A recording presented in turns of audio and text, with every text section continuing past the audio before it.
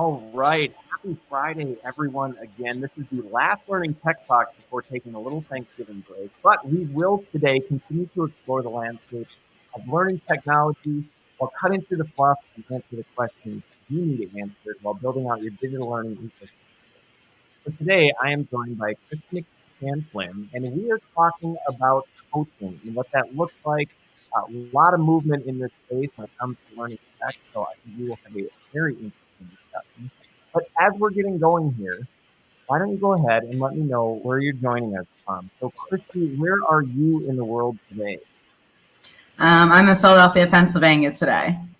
Okay, you're out in Philly. All right. And is it how's weather doing there? We've had a couple nice days here. I guess I didn't say, but my background never changes. Waukesha, Wisconsin, over by Milwaukee. We've had a couple nice days, and we're about to hit the dip. Where are you at?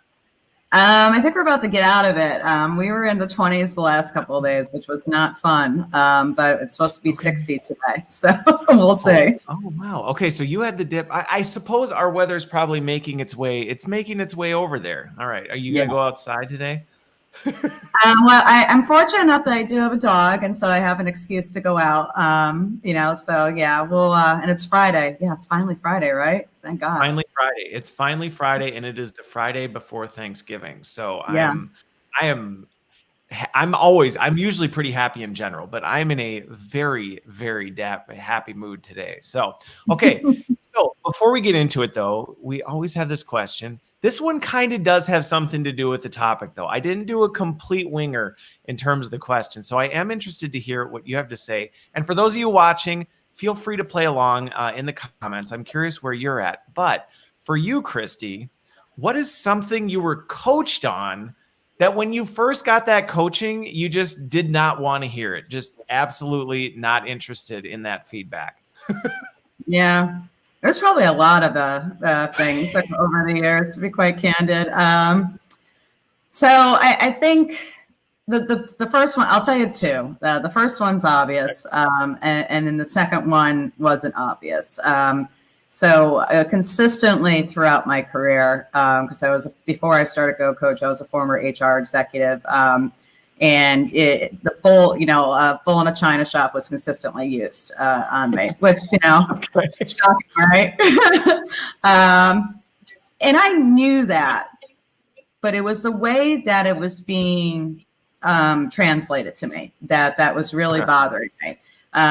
It's the words that, especially for, female leaders that, drive us bonkers, because there could be a passive aggressiveness with it where, I was told I was aggressive, where I was told a lot of different things as far as my style, where I was trying to be assertive, with the dozen executives. So I was just like, all right, so it's cool for, this executive to throw an F-bomb in a meeting, but when I do it, I'm the bull in the china shop, right?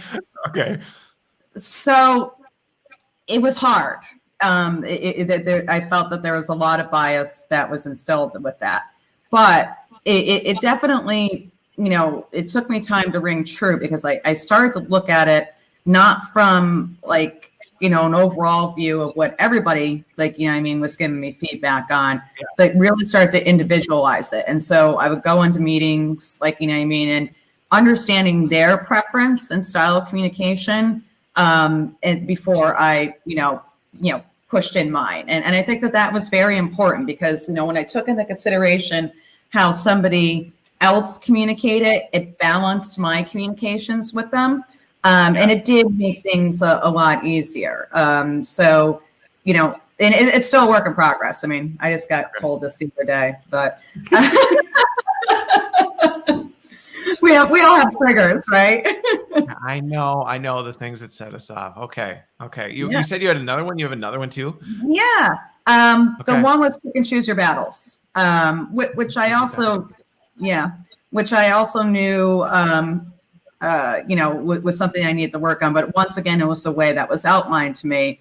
And basically it was just quit poking the tiger. I'm like, quit poking the tiger. I'm just like, well, does anybody realize that the tiger's a jerk? And, and we all should be poking him,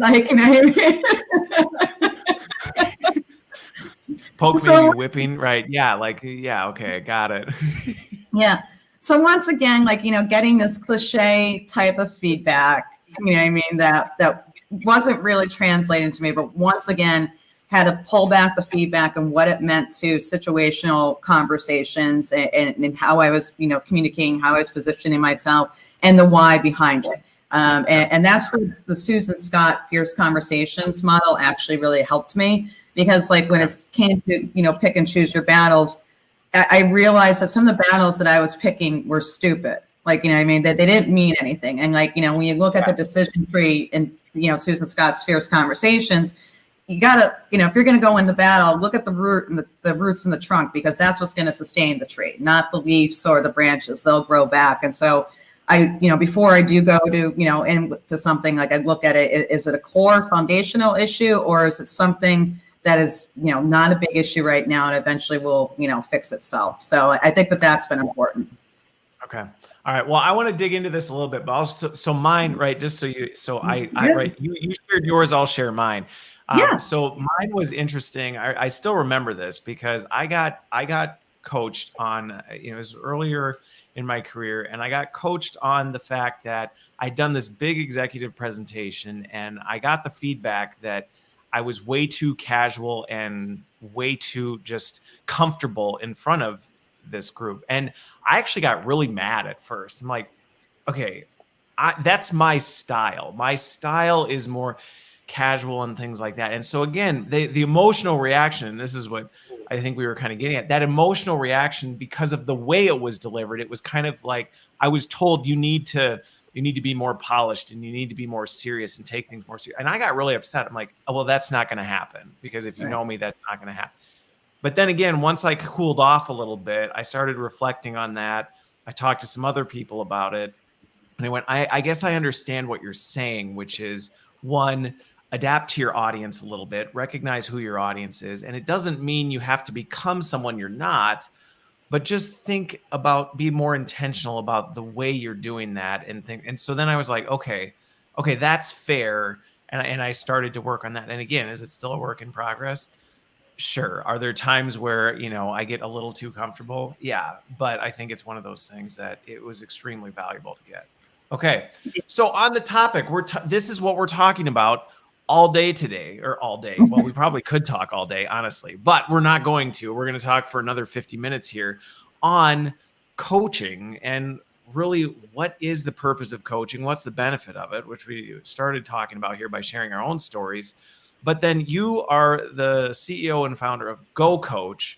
And I'm really curious, because obviously we're talking about coaching. So if you haven't figured it out, and the name is GoCoach, it has to do with coaching. But when people say, what is GoCoach? How do you describe it to people? Yeah, no, I mean, it's pretty simple, hence the name. But essentially, we're a coach marketplace that upskills and reskills all employees, entry level to executive level, in hard and soft skills. And so, we're really bringing personalized learning to everybody that's out there, and understanding that there's so many different learning styles, and coaching is a great, way not only to, be able to get that learning that you need, but to be able to get the reinforcement. Outside our coach marketplace, we also have a learning experience platform that consists of, trainings, microlearnings, and content that are there once again to help with the reinforcement of learning. And the reason why I say that is that it's one thing like the learn something, but it's the next thing as to how you apply it. And that's often the breakdown with any type of, learning and development. And why there's, a huge frustration, especially with college kids coming out of school and not being able to apply, their learning into the workforce. And so, the coaching brings not only that personalization and that agnostic feel based on learning styles and what you're looking to do, but it helps reinforce that behavior and make a change, which is so important, because it's that change that takes time, hence, your question on, what the feedback that we got or what we were coached on. And it's always going to be a work in progress. But when you have a champion, an ally that's there, that's supporting you along the way, and helping you uncover these blind spots, they help to, unblock where you are and start to unlock your potential. And that's what we're really trying to do. Well, and coaching's not a new concept, but one of the things, and I said this in the beginning, this is a growing category in the market. And I think historically, coaching was reserved for a very small percentage of the population. I mean, it was a very small percentage of the population that had access to coaching. And it seems to me like part of what's happening is there's a bit of democratization around access to this kind of stuff. So in the coaching category, I'm curious about this though. You talk about the coaching marketplace piece, is because I've seen coaching platforms that are totally async, right? It's 100% digital. You're dealing with a chat bot or some sort of AI. Then I've seen on the other end, you're actually dealing with a live person. You're interacting with a true, real coach. Not true, a real coach. Where do you sit on that spectrum? Yeah. Well, like AI and algorithms are great for efficiency, but they're not great for actual learning. And so, we have all that technology to make it easy. Like, we are virtual, we are, digital learning, but there is a human behind, what's going on, how people are being upskilled. And what's most important too that we do, especially within a lot of these, other coach marketplaces that are out there, is that we didn't over tech it. Like there is a lot of technology that's applied behind the scenes, like, to help people make, the decisions that they need to make when it comes to, picking a coach and, understanding what their learning path is and why. But it's very important to meet the learner where they're at. And so, even with all that technology, every, learner gets to be able to pick their coach and to pick their path, like there's recommendations and whatnot. But, especially what we're finding, especially with the younger generations, is that I can have all the AI in the world, but guess what? They're still on filtering everything. And they want to see everybody that's on the platform. And I think that that's very important because we do show our coaches, and, which is just normal to begin with, because it shows the diversity of us and the diversity of learning. And so it's not just about pleasing the stakeholder, which is in HR. It's really about, understanding the learner and where they're at. And we have been very cognizant of that from the beginning. Okay. So for the coach marketplace, then I'm picturing almost an Amazon of coaches in some regards, where you're going in and you're saying, what does that process look like? If you're an end user and you have GoCoach, how are they then selecting, identifying? I mean, is it kind of like that? I mean, walk me through it. Yeah. So every learner will come in and, begin with an assessment to understand where they currently are, not just within their career development, but where are they with their overall wellness? Where are they with their financial health? Where are they just in life? So we're essentially getting that current state snapshot, because a lot of times people think they need help on one thing, which they probably do. But you have to go back to get help in other things in order to, get to that thing. So we're able to take that current state snapshot, and that current state snapshot essentially pulls all the data together to really start to position, the coaches, and then, the stuff on the learning experience platform, that they could do on their own with the trainings and the microlearnings, to really, get a good starting point. And that's important, because it's, when we're really identifying the current state, that helps build a bridge to the future state, which is, where do you want to be, a year from now or 2 years from now. And so we're very, very heavy in the data and analytics, but we're also making sure that it's a guided journey, where they have the ability to say, nope, even though that this data is telling me this, I feel I need to do X, Y, and Z. And they have the ability to do that. And so with the blended and the guided learning, it not only, captures that current state, but it's also giving them the ability for them to essentially make the choices at the end of the day. Okay. Well, you hit on the one part, which was going to be one of my follow-up questions, which is from what should I even be getting coaching on? A lot of times people may not know, or they may think they know, but it's not really what they need, or they don't understand the underpinnings, because maybe this is the thing you really need coaching on. But to get there, like you said, you need to work on these things first to be able to do that. So this is actually then walking people through a process and guiding them to say, hey, based on these things, these are the types of things that we think. And then is it narrowing it down and then saying, and these are the coaches that can help focus in that area? Precisely. Precisely. The more data that we get, the more that we're able to narrow down on the coaches, and then, some of the virtual content and trainings, to be able to put together, what that overall learning, package and curriculum is going to be for them. So just like, case in point, I'll use one of our first, customers and, first, manager to go through the program a couple of years ago. She, struggled with communications, and, she was in a growing startup and, running product management.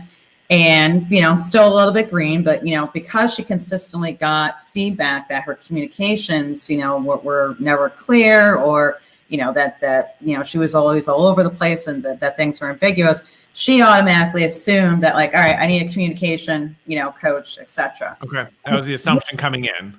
Right. So with the data, though, with the assessment, with the data, it was automatically able to peel back the layers of the onion. And what it was is more of an executive precedence, confidence, and the fact that she still had a lot of gaps within product management. So she was having struggles communicating certain things because she didn't feel confident what she was doing, because there was gaps within her area, her specialty area, and the fact that, she had never been at this high level before and was actually speaking in front of a board for the first time. So they're all different components of communication, but now we're able to pull it back. It's an important point, because you see some of these things, and a lot of times, and I think this is, to me, you look at coaching, and coaching is in many ways the ultimate in personalization, because you have another person that's getting to know you on a personal level, and asking those questions, helping you come to those things, especially on big topics like communication. Communication is so huge. That's saying, well, I need coaching on communicate. Well, what area, what kind, like what facet of that do you need to develop? Because maybe you are fine with communication, but like in your example, maybe you need to know more about the product and build some confidence in having these conversations with this different level, or realize they're just people too, so that's interesting. So with that, okay, so I think I understand the workflow piece in terms of, so you're doing some of this stuff, but one of the things you mentioned was that a user could potentially say, I get this is what you're recommending on this. I don't necessarily want to follow that path. The question I have with that, and this is something I'm interested in how other orgs are dealing with this, because I see in the seat I sit a lot of times, you'll see two camps. You'll see the camp that says, no, we want to tell people what they need. We want to tell people what they need to develop in, and we're not really interested in whether they agree with it or not. We're going to try and push them in that direction. And other orgs are much more on the, hey, let's give people some flexibility. I think there's room for balancing that well, but I'm curious what's been the response, or how have you navigated some of those? Because I have to imagine there's been times where people have said, we don't necessarily just want people to have free reign to choose what they want to get coaching on. How do you navigate that? Yeah. So I'll talk to it from a system perspective, how we balance it, and then I'll give my 2 cents on it for what it's worth. Let's do it both ways. Yeah. So we balance it because we do goal tracking and assessment. Everybody that's coming in essentially, is attached to, some type of goal where they're looking for help for improvement, filling in those gaps and whatnot. And so, even if it's outside the track of what, the manager is saying, if there is a connection with the goal alignment, which is very important and another important part of our initial assessment coming in, then, we're able to tie that together where it's at least having a starting point. Because like we have seen a lot of managers make recommendations on something, and some of the recommendations are not solid based on their own bias.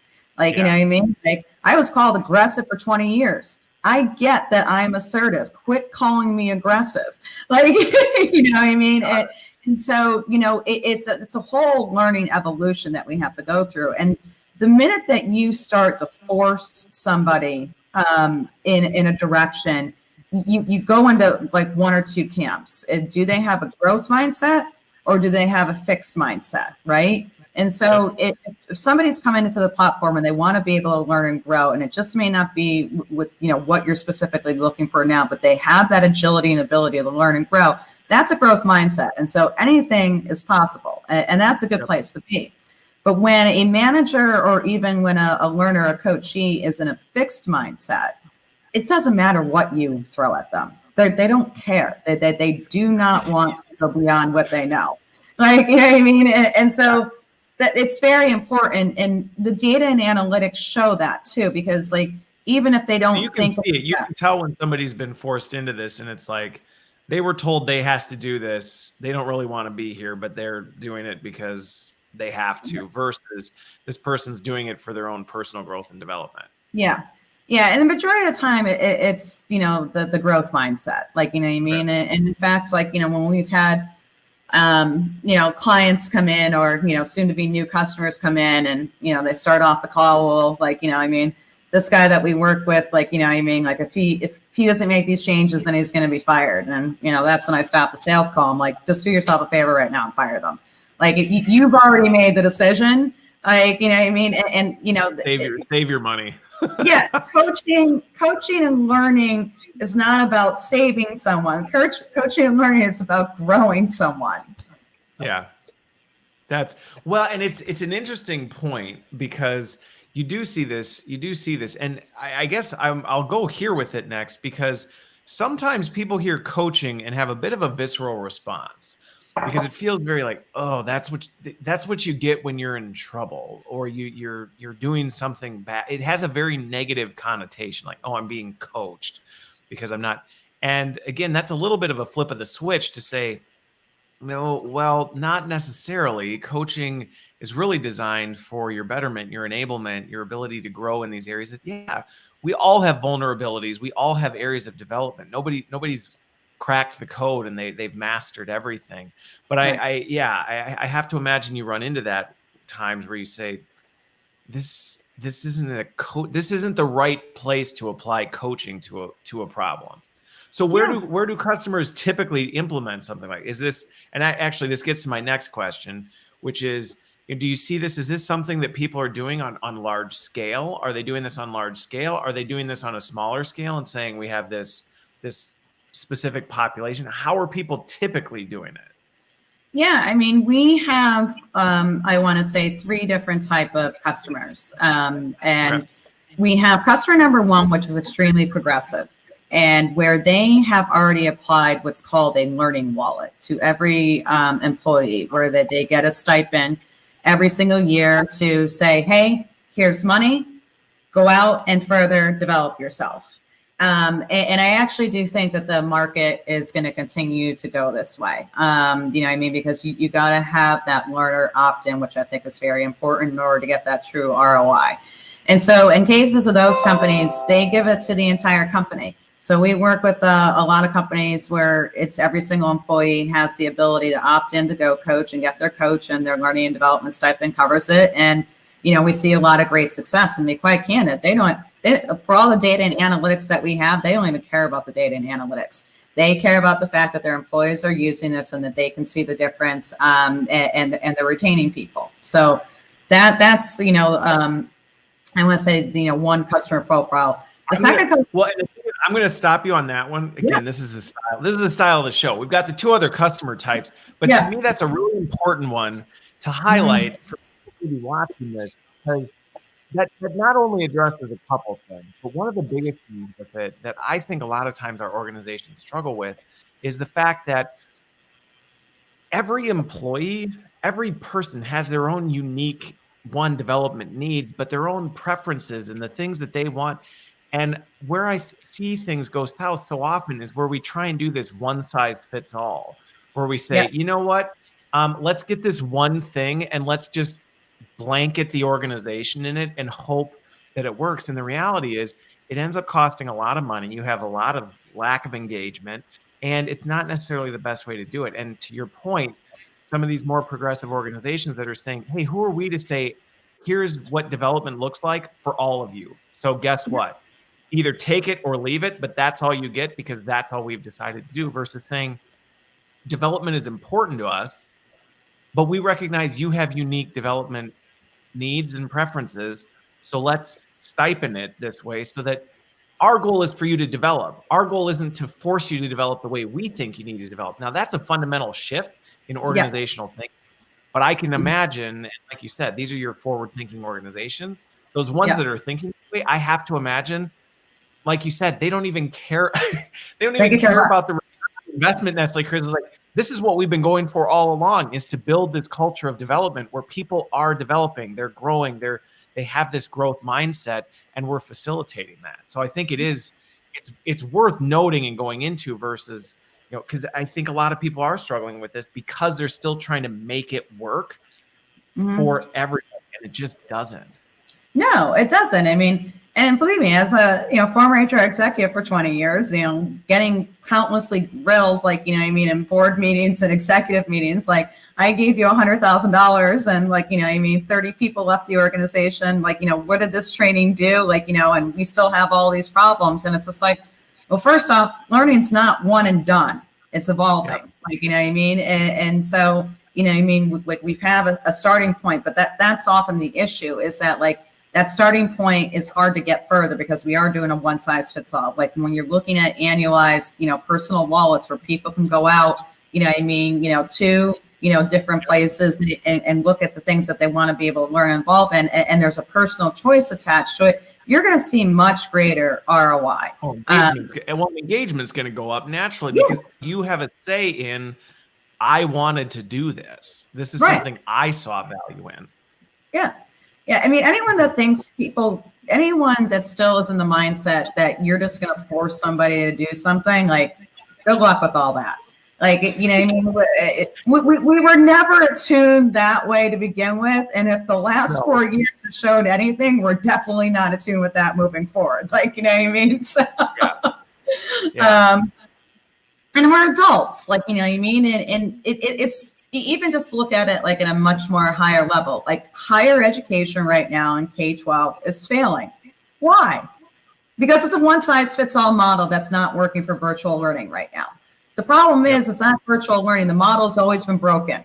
So, that's just it. But virtual is getting it's taking the blame. It's like, well, see, virtual doesn't work. It's like, no, we're trying to apply a broken system into a different category that it was never designed. Yeah. Yeah. Okay. So, that was one customer type, right? That was one customer type. To me, that's the ideal state where it's great, you got the stipend, you're already there in the way you're thinking. People are going to do this. They're going to be able to engage, and those that choose coaching which I don't know who wouldn't, honestly. To me, that's if you got a stipend, you have the opportunity to say, hey, I can get a coach to help me grow in these areas that I need help. That to me is ideal. But okay, what are the other two? So the other two is what I'll call traditional. They're a mid-market or enterprise that start with, middle managers or, new employees or, new execs or, they're high potentials. They do these groups and, and they put them, groups of 20, for the year through the process, and then they'll pick another, group of 20. And that's great. Cohort style, right? Yeah, it's like a cohort, whatever. Yep, got it. And which is fine, it works well, and they continue to get that learning evolution, for the things that they want to develop. But I also just think it disenfranchises the people that don't get picked. Why am I not? It was one of the hardest jobs, as an HR individual, is that we would consistently try to box people in where they were at as far as their growth and their progression. We used to use, and you probably use this, Chris, a 9 box, right? And, you're literally putting people in boxes. And the minute that you put people in a box, you're boxing out their potential, right? And that's your opinion, by the way. And granted, there may be some data, and evidence behind it, but when you put somebody in a box, I think it can be very limiting. And so, while the traditional buyer, I understand what we're doing, that has been the norm within organizations for a little bit. I challenge them to really go to the more progressive component and don't box your employees out. Let them choose their path. So that's number 2. Any questions on the traditional? No, it's not questions, but I think it is. To me, I see where that category comes in, and you still see this happen a lot, where you do have the special group of people that have this. And again, it's I see where it comes in, and can there be value when done right? I think there's opportunities where you can do it, But again, like you said, it runs the risk of isolating the rest of your population. There's inherently bias in the process in terms of, well, how are we putting people into these categories? Now you're giving an upper advantage, right? There's a lot of things. So I see really, but the mindset shift that has to happen is, and this is sometimes really hard for people to let go of, letting go of that control and saying our employees are the best people and we trust them to decide what their gaps are. So again, I think, are they going away? Probably not. But I think there's definitely opportunity to say, well, we can do that and then expand out into a broader category. Okay. Yeah. So well, it's not even just a control thing. I mean, like how many jerks in my box did you see? I mean, that jerks in a high potential category. It's not just a control thing. It's a protection component. And it's one of the reasons that we have is such not only systematic racism, but systematic bias throughout everything. Every single process and theory that we have put in place continues to benefit the people that it's always benefited. Like, you know what I mean? And like when people like laugh with us, like, oh, coaching's for executives. And it's like, you know what? 9 out of 10 times executives are the last people that need coaching. Start to work on the people who still have like that growth mindset that want to learn and evolve. And you start to breed a new group of people that have that open mind, you know what I mean? And don't get stuck, you know what I mean, in these, terrible habits and, that eventually, takes over, their identity and who they are. And that's what always used to drive me. I think that's why I was so excited as democratization of coaching started expanding, because again, this is the kind of stuff that's, instead of the divide growing further, which is the people who are on this end just keep going further out because they have executive coaches that are they have all these access to resources. Now you can actually reach and actually start to close that gap. Yeah. Yeah. So, I mean, I think we're getting there, but like, once again, like, it's why when we built GoCoach, we knew we were going to be applying a lot of technology, but technology wasn't going to rule the day, because the minute that we let it rule the day, it's just going to continue to put you back in the systems that we're trying to break right now, right? And that's why having that agnostic, user feel of, being able to go to a place like, that's safe and supportive and, have options and be able to help, bring your own path, that's still tied to goals. It's once again, like anybody can get to a goal. It's how you did it that matters. Yes. And that's what needs to be evaluated, not the actual goal. Well, and going back to mindset shifts, that is a different way of thinking about this stuff, is saying, what are we, going back to your point of what was something that you kind of through your coaching journey realized was, well, pick your bet. What are the things you're focusing on? Are you focused more on the way people are going through their development pathway and what choices they're making and which ways, or do you really care about, are they getting where we need them to be? And right. if they're getting where we need them to be, who cares what pathway they took? Let's just enable the pathways and then sit back and say, we'll help you get there. But what we care about is that you get there. Yeah. Yeah. I mean, it's getting away from that micromanagement, thing. And a lot of times, like, control is easier for us rather than, learning and identifying and, getting to know someone. Like, you know what I mean? Like, it's easier to abuse the hell out of a policy than it is out of a person, right? But it eventually abuses the person. Well, and the thing is, I was talking about this on a panel the other day, and sometimes we're pretty hard. I think we're pretty hard on ourselves, and for good reason. We should be. There are lots of things that we can continue to look at and go, why were we doing this anyway? But as you look back to things, this is to me why I get so excited about technology, is the fact that personalization and getting to know people on a personal level was and still it's much more time consuming. And so we put people in boxes, we make assumptions because it's easier, especially as your organization grows and you have lots of people and you're trying to do this across country lines and things like that. And so I think historically we just said, well, I don't really know how else we can do this, so let's try and do our best. And I do think a lot of people were trying to do their best and say, well, let's design something we think will work for the masses, and let's put it out there. The thing is technology is eradicating all of those limitations now. Yeah. We have data. We know what's going on. We have the capability to reach people on a personal level. There are different platforms and technologies that now give us better visibility, that give better access to things. So the excuse of, well, we can't personalize, we just don't have the time and resources. Well, it's no longer an excuse. It's literally no longer an excuse. Yeah. It's one of the reasons that, I created this. Like, one, if I stayed in HR, especially, by the way, all the HR people that are out there, God bless you. Like, you're doing a fantastic job with this, year. Because I know if I was in HR right now, I would probably be, in a jail cell from, all the different pressures, because but it was one of those things like, the reason I make that statement is that, our job was always hard enough. And I was really frustrated, leading large organizations and not being able to find something that had meaningful value to the employees and to the organization. And that's where it drove me nuts. I ripped out more systems than I actually put in just so we can get to those constant conversations rather than having some stupid form that takes somebody 2 hours to write. And we wonder why everybody hates performance management. They hate performance management because of the system behind it, not the actual, delivery component. And so easy is not always effective and efficient.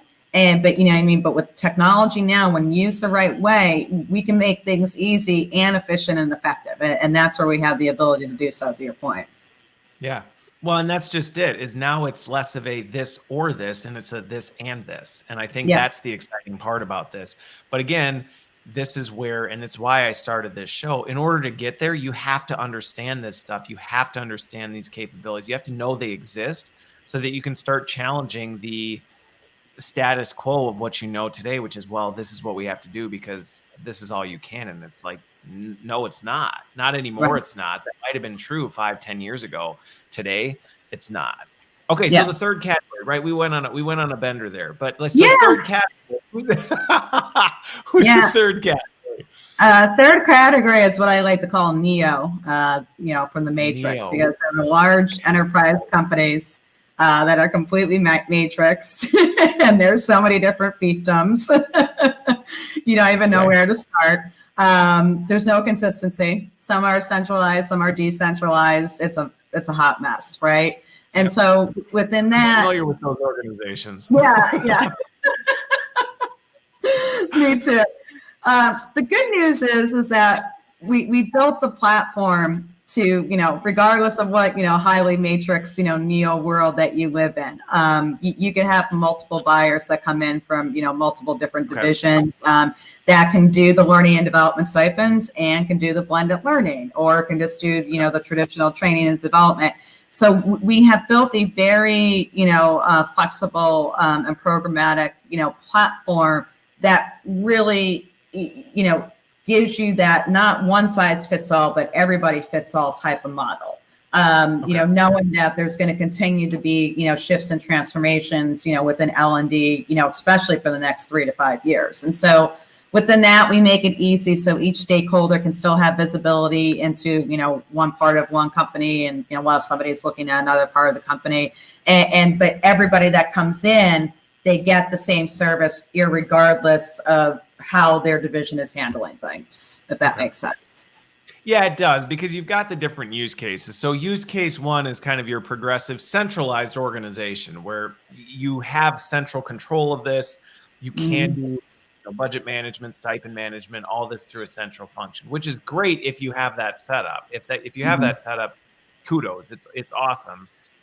Really, if you look at category 2 and category 3, they really address the similar use cases, though, which is it's not a central not one size fits all, because you said it's not that, but it's like you can't centrally govern all of this. So you may have these either cohorts or pockets, or you have these functions or fragments where they say, we want to do this for our division, things like that, which in large matrix global organizations, trying to target a central, there is no central person. No. There's not a person you can go to and say, we're going to do that. But if I'm understanding you correctly, in those environments, you're then connecting those dots on behalf of that organization so that there is still visibility into, hey, where is this being done? How is it being used?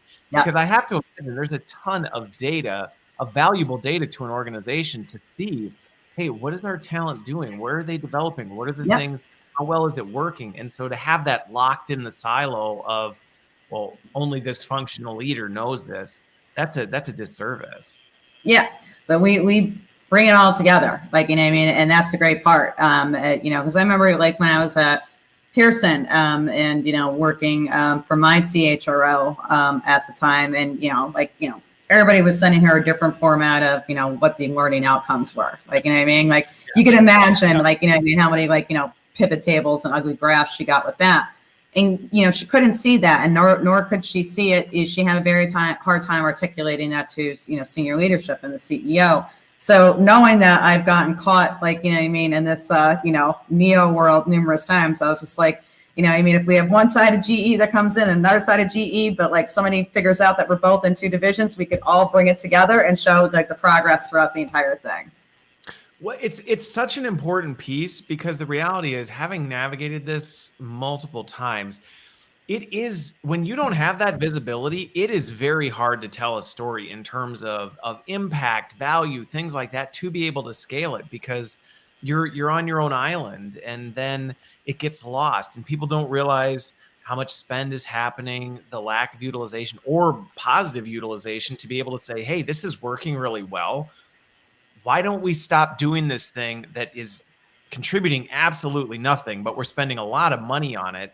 And let's shift gears and say, why don't we do this over here that's working really well, and scale it and get the same value that we did? But the only way that happens is to have that visibility. So, okay, extremely helpful. So I want to go into another area, because so you've got the coaching marketplace, which I think makes sense in terms of, like I said, I'll use our industry loves analogies, right? The Amazon of, although it's better than Amazon, because instead of just going to Amazon and being like, hey, look, I want one of those and those and those and those, it's, hey, let's do some assessment on the front end. Let's see what you actually need. Maybe Amazon should steal your model, because that would be great if you could go to Amazon and say, what do you need in your, anyway, sorry.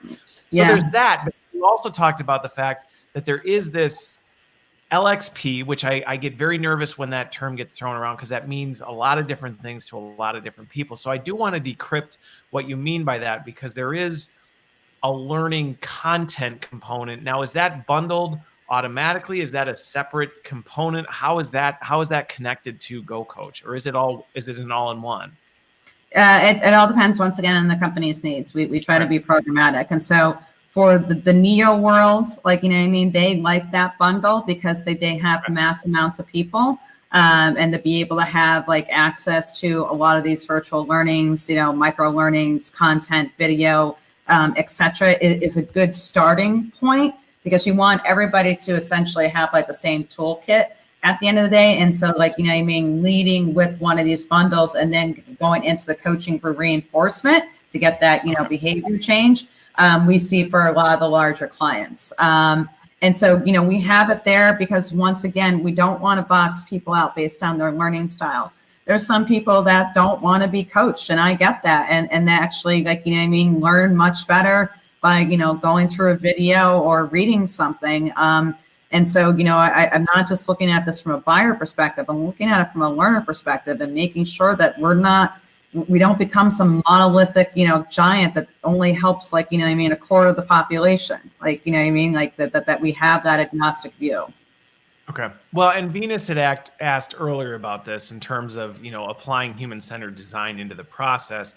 And I think just in general, what we talked about earlier on, you know, thinking about, hey, if you do a stipend model, you're already being more human-centered in your design, because you're saying, well, let's put the person at the center and say, what do you really need? But I think your point about the learning content side of it is, that's also being more human-centered for the org to say, well, what do you need based on where you are, and what do your employees need? Maybe they do need content. I think from a learning preference standpoint, you know, I personally, we all learn through experience and practice. And I think that's the thing, that I think how you structure that pathway is really important. And again, some people, like you said, they may want that additional coaching. Some would rather be kind of on their own island and things like that. I think coaching enhances anything you're doing, whether you like it or not. To me, I think where you see people that resist the coaching is really a lack of understanding or a perception of what it is, that, oh, this is a bad thing. I'm going to have somebody I'm going to therapy, Yeah. right? I can see that. So with that though, for people on this, so it's almost in some regards for organizations that may not have, I have to imagine this content then is aligned to specific skills that you have focused your coaching around, that you say, hey, we know we coach to these things. These are the topics that we coach to most frequently. So you've started creating digital content to supplement that then can be added on if an organization says, well, we don't really have any of that right now, or what we have isn't really that useful and we want to align the two. That's then where people are blending the coaching marketplace with the learning platform, correct? Yeah, and it's also for reinforcement too, because like, a lot of stuff takes time. Like it takes people 5 to 7 times just to hear something. They might actually do something. So that's a lot. But let's pick on digital transformation, because literally every company is going through a digital transformation, right? So let's unpack all that. And within a digital transformation, it just isn't, moving the company from A to B and jobs changing and people changing and, how the organization is going to operate that's changing. It's a whole change management practice. And so, I used to get laughed at, 10 years ago when I was, going through digital transformations and I brought in, change management training and practices. And they're like, this is all fluffy. Like, no, it's not. This is actually a pragmatic, project plan for people to go through every single different stage of the organization to be able to transition from, A to B. And so if somebody's being coached and, one of the biggest things that they're getting coached on is that change management, which by the way, is number one of all the things that we coach on. When we look at all of our data analytics, it's change management, communication, and, situational leadership. Those are the top 3 things that people, are using within the marketplace. So change management is huge. Anyone who says it's fluff, look at the data. You've got actual data to back it up. Yeah, actual data to back it up. It's a lot of use cases. So, but you hear these change management concepts for the first time, and it makes you uncomfortable because it does look fluffy. You know what I mean? And then you start to apply it. And so when you're getting coached on this, a lot of these content resources and libraries that we have helps reinforce what they heard. Because remember, 5 to 7 times just to hear it and then to actually take action. And that's very important as far as the learner journey too. Okay. Excuse me. So sorry. Something got stuck in my throat. It does make sense though, right? Because no matter what you look at, and this is one of the things that I think has actually been interesting to watch, is that there was this kind of moving trend where I think we've hoped as an industry, as organizations, it's almost, I compare it to the dieting or fitness industry. We're always looking for this thing, like what's that one thing we can do one time and magically everybody just changes. And it doesn't work that way. That's not the way people grow and develop. They don't watch a microlearning video and suddenly they're a master communicator because, well, I watched this TED Talk or I watched this really insightful thing. They do it by watching multiple things or experiencing multiple things, getting coaching on how to do that well, practicing it, getting feedback on that.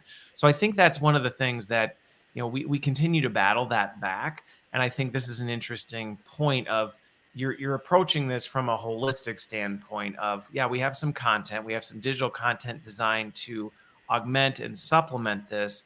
The coaching is then designed to do this. So for people who are thinking about this or looking at this, it's not so much in an ideal state, you tell me, but in an ideal state, you're combining the 2 of these along with probably some other things as well that the coach is then coaching too. You're going and doing, if you're getting coached on executive presentations or executive delivery, hopefully you're going out and giving some of these and then coming back and engaging with the coach and talking about what happened while consuming some content along the way. Yeah. No, and not only that, the coach needs it. Coach is not an expert of everything either. We have made it a part of our mission is that we got to be constantly upskilling our coaches. And so we have a lot of this content there for them also, as they further evolve and learn, within their own growth mindset, which I think is important. So everything that we have built and everything that we have put together is learning all the way through. We are not a check the box type of organization. I have checked many boxes in my life, and you know what has happened? All of them ended up being unchecked again the next year, and that was annoying as hell to be able to do the same damn goal year over year and not even be able to move an inch. So We are not a check the box organization, and we did not build GoCoach to be a check the box organization. We built it to be evergreen, constantly flowing, with information, with tools, and with learning, to be able to meet people where they're at. And once we understand where people are at, we can be able to start to fill in, where they want to be able to go and build that bridge. Okay. So one thing I want to go into, because I am curious on this one, and this goes back to some of the hesitations I think people may have with coaching sometimes. One, the connotation of, well, you get coached when you're doing something wrong, right? It's a negative thing, which it's not, or it shouldn't be. But the other one is, how are organizations tackling this with, and I see this a lot. I see a lot of opportunity for organizations to build trust with their employees, because there can be some skepticism around, the coachee relationship has long been very, private. And now with the democratization of this, I can see there being some concerns, at least on the employee side. Well, now, right, this is part of a company marketplace. Are you getting all this data on what I'm being coached on, how it's going? How are organizations managing that so that it still feels like a sacred thing, while at the same time, organizations, they do need to know some of this stuff to be able to know how it's working? Yeah, it's a great question. I mean, what the data consistently shows, and what we tell every stakeholder and every learner is themes. It has to be themes, because everybody's going to have different outcomes as far as how their learning is progressing, how they did it, and where they're going. But those data themes, are very important, because it also shows where the organization is at when it comes to culture, when it comes to engagement. So once again, we're not going to be able to do everything, in 1 year. It's picking and choosing your battles. And so those data themes are, build the integrity, for the direction for what needs to happen the next year, for the direction that needs to happen, the year after that, which is very important. Data can't be abused. And so, we're a safe and supportive place, because whatever happens between the coach and the coachee, that's sacred. We have assessments that come across the way, where people provide feedback. But once again, the only feedback that's shared are data themes, not individual, things that are important. And that's really important. Talked about this, and this is what they said, yeah. and this is what was shared. That's not the coaching relationship. No, that's not coaching. And anyone who does that, or even thinks that they can get that in there, we've had clients that come in, or potential clients that come in that want to see that granular data. I'm like, no. And not only that, they want to pick the coaches for their employees. I'm like, yeah, this is going to be a great relationship. So not only are you going to tell the employee that they need to be coached, but you're going to pick the coach. I was just like, have you considered coaching for yourself? Believe me, I lost a lot of clients with, my pull in a China shop type of mentality. But we're not going to do that. We're not going to compromise, why we built this.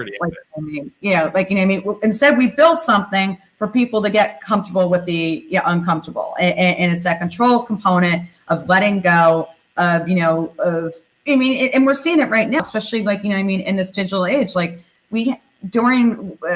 our audience out there, we in Q2, we gave our product away for free for everybody. And, we've helped thousands of individuals out there, which was great. But we got a lot of feedback coming in, in these trainings and in these coaching sessions that was important. And, where we started seeing tools like Zoom and Slack being used for micromanagement, where people had to respond to a Slack message within 3 minutes. They had to, always be on video on Zoom.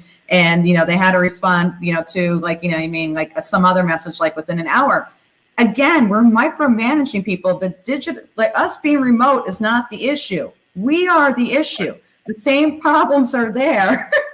We're just manipulating them for the environment. Yes.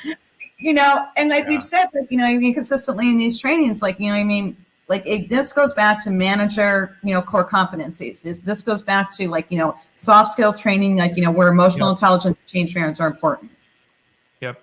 Well, it's a really important piece. And I think this is something I've been advocating for, since I've been in learning tech, which is, I don't know, as long as I've been in my career, but is the fact that there is a data ethics and compliance side of this that we have to take into account for this, because it is very important as you're looking at some of these digital solutions to be asking those questions and asking, what are you doing with this data? And yeah, the tendency might be to say, man, wouldn't it be great if we could have all this data on our people?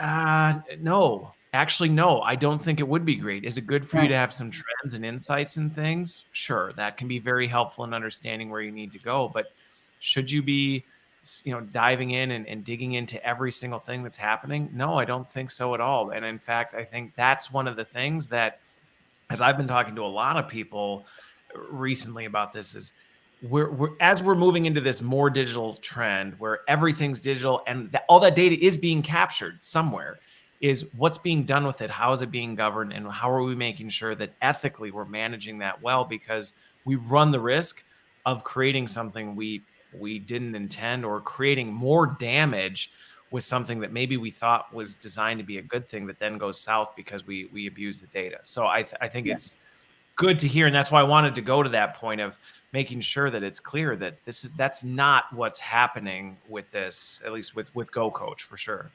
No, absolutely not. I mean, believe me, I looked at the failures of, people like Zuckerberg and others, and we were not becoming that hole of ignorance. We built this with integrity.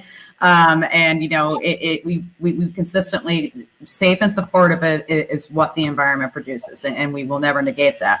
The other thing too, that I'll say to a lot of the people out there is that, like, I can't tell you throughout my HR career how I thought I was doing something great, and then the data was used against people. So, like, to give an example, I gave like all the sales individuals, like, discs, like, like, as like to understand people's communication style. Right. Which is great, right? Until once again, it was getting manipulated, and they stopped hiring salespeople that were falling within an S, or a C, because they weren't aggressive enough. I'm like, no, the point of the disc wasn't to use the data against people. It was to show where people at, so you know how to communicate with them. Like, I know. It's and that's where when I'm working with people, or even just within my own teams, and we're talking about this, it's always how could this be used? How could this be used wrong? Like, let's make sure we think about those things. Let's not assume it's always going to be used right, because then that way we can think about how can we safeguard that? How can we protect this?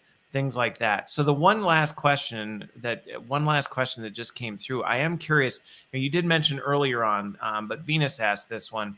So in terms of people who are doing this stuff, how, even though they may not necessarily have a clear ROI to, okay, well, now we've seen EPS, how typically are people then connecting this back and saying, all right, we did this and we're seeing this benefit? What are some of those measures that they're using to explain that or tell that story? Retention. It's all about retention. Like, people talk about career advancement. People talk about promotion. People talk about career lattices. People talk about pay equity. It all boils down to retention. If you can upskill and retain somebody, like, you're saving the company tons of money, plus you're evolving the individual, which is a win-win. And this is so important right now because, like, the economy isn't all that great right now. Like, but even when the economy was great, what we were doing to people wasn't. We were throwing people out left and right because they lacked certain skills and because they weren't perfect, right? Do you know how many people and money that we lost in what was supposed to be, like, the best part of, like, like the economy? We were throwing people away left and right. We pissed away more money. Sorry. You know what I mean? And like, it doesn't make sense. And it's ridiculous. You can't be doing this. You need to be investing in people. It's a fiduciary responsibility. It's a human responsibility. And as you're able to see that retention and especially that engagement, like, as to how people are doing, and if those are, doing well, then you're on the right path. But it all ties back to that. Okay. Well, that is a great ending. And I think it is an important piece, to highlight, because the thing I like about retention as a metric on this is not only is it, right, that human metric where you're saying, hey, we retain people, they stayed, we're doing the right thing because they're here, they're engaged, they're staying.